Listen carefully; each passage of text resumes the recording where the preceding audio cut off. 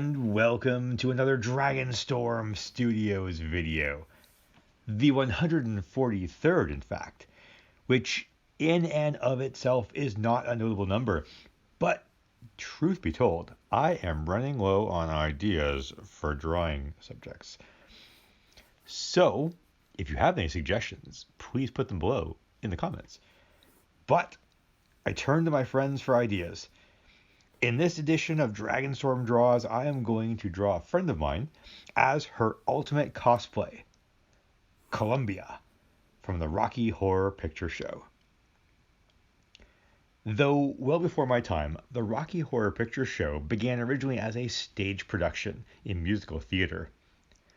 Richard O'Brien came up with the idea of combining horror and science fiction in a play which premiered in 1973.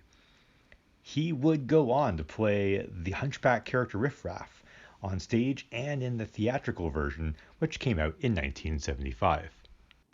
Columbia is the sequin-spangled groupie in the film, played by Nell Campbell. The show is a wild ride, and I remember when I first saw it, I was thoroughly confused, but also entertained by the production value and the songs. Although it was not well received at the time, Rocky Horror Picture Show has become a cult classic. Alright, let's talk about the drawing. So, clearly not a true cosplay since we've added in the glasses, the hair length is different and lighter than in the production, and we're not going to add the bow tie in here today. But we've got my friend here, who has my vote, by the way, to reprise the role of Nell Campbell because she has a magnificent singing voice. And speaking of which, drawing in a mouth is quite challenging because it always looks like a little bit, almost like an orange slice when you first start. But don't panic. Once you add the darker areas around the teeth, representing the inside of the mouth, it really does, as you can see, make a big difference. The lips, of course, are going to be darker than the skin around them, so darkening them in takes a little bit of work, but is quite rewarding. And for the hair, I tend to draw the different clumps of hair that kind of comes together, and then work inward within those clumps to darken in the hair to make it look realistic. A technique which usually turns out quite well.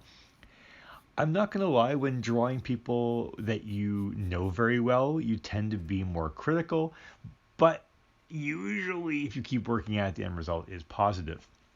Now, the one thing I'd never drawn before was sequins, so you can see I kind of filled in the jacket there. That took an awfully long time. We're going to add in the shadows and shading around the hat, and then we're going to shade in around the sequins to create that light, kind of reflective quality, and then some darker areas which represent the shadows around the sequins, which again took an awfully long time.